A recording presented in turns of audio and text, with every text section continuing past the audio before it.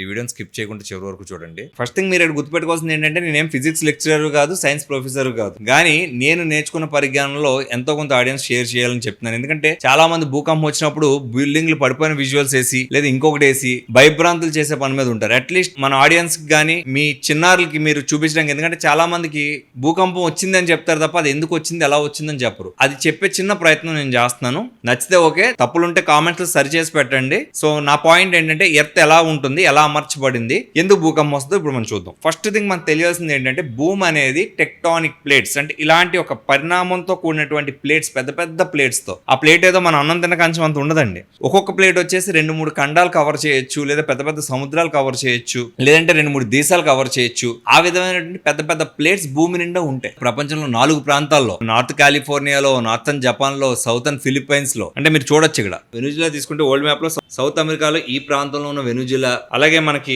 Northern కాలిఫోర్నియాలో, అలాగే మనకి Pacific మహాసముద్రానికి అటువైపు ఉన్న అమెరికా వదిలేస్తే ఇటువైపు ఉన్న నార్థన్ జపాన్ లో, సౌతర్న్ ఫిలిప్పైన్స్ లో, అంటే 4 వేరు ప్రాంతాల్లో ఒకేసారి, అంటే పసిఫిక్ మహాసముద్రానికి అటు ఇటు ఉన్న ప్రాంతాల్లో వేరు ప్రాంతాల్లో భూకంపం వచ్చింది. సో ఈ వీడియోని చాలా జాగ్రత్తగా చూడండి, ఎందుకంటే ఈ వీడియో నేను ఏదో వార్తల కోసమో న్యూస్ కోసమో చేయట్లేదు.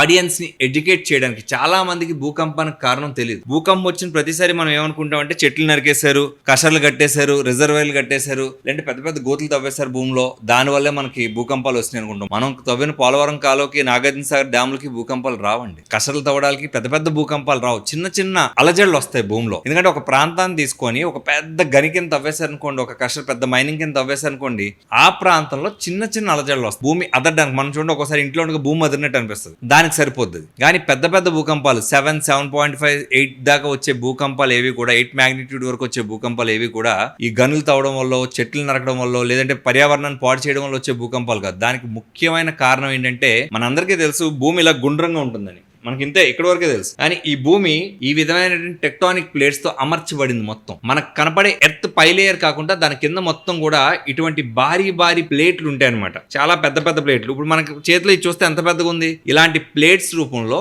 భూమిలో మొత్తం ప్లేట్స్ కింద అమర్చబడి ఉంటుంది. అసలు ఏం జరిగింది, ఎలా జరిగిందో చెప్తాను మీకు, చూడండి. ఇప్పుడు ఈ 2 చూసారు కదా, మీకు కలిసే ఉన్నాయి. కింద మనకి చాలా గ్యాప్ కనిపిస్తుంది, బట్ ఈ 2 కలిసే ఉన్నాయి. ఇవి కొన్ని సంవత్సరాలకి జస్ట్ సెంటీమీటర్లో మాత్రమే కదులుతాయి. వాటి మధ్యలో చిన్న చిన్న గ్యాపులు ఉంటాయి. అవి సంవత్సరానికి కొన్ని సెంటీమీటర్లు చొప్పున కదులుతుంటాయి అనమాట. మీరు ఇలా అబ్జర్వ్ చేస్తే సంవత్సరానికి కొన్ని సెంటీమీటర్లు చొప్పున కదులుతాయి. ఇప్పుడు ఈ 2 ఒకే పరిణామంలో కదిలి అనుకోండి, ఎటువంటి డిస్టర్బెన్స్ రాదు. కానీ దీనికి వేరే రాయి అడ్డొచ్చి అది ఆగితే అప్పుడు ఆటోమేటిక్గా అది ఆగుతుంది, ఇది దీన్ని ఢీకొంటుంది. సో ఇలా ఢీకొన్నప్పుడు ఒక ప్రెషర్ ఏర్పడుతుంది. ఆ ప్రెషర్ ఏర్పడినప్పుడు మనకి తెలుసు, మనకి మౌంటైన్స్ ఏర్పడినాయని. మీరు అబ్జర్వ్ చేయండి, ఈ 2 బలంగా ఢీకొన్నప్పుడు 3 జరిగే అవకాశం ఉంది. ఒకటి, ఈ రెండాటిలో భూమి కంపించి ఇలా పైకి వచ్చి మౌంటైన్స్ గా ఏర్పడతాయి. లేదంటే ఒకదాని కిందకి ఒకటి వెళ్ళిపోతుంది. ఇప్పుడు ఇందులో ఏదైతే చిన్నగా ఉందో జారి దీని కిందకి వెళ్ళే ఛాన్స్ ఉంది. సో ఇలాంటివి జరిగినప్పుడు భూకంపాలు సంక్రమిస్తాయి. మనకి ఇలా క్లాష్ అయ్యి పెద్దగా వచ్చి మనం పూర్వం చూస్తాం, హిమాలయాలు ఇవన్నీ కూడా వేరే ప్రాంతాల్లో ఉన్న భూములన్నీ కదిలి ఒక చోటకు చేరి పర్వతాలు, కొండలు ఏర్పడినా మనం చిన్నప్పుడు చదువుకున్నాం సైన్స్ లో. అలాగే భూకంపాలు ఎలా వస్తాయంటే,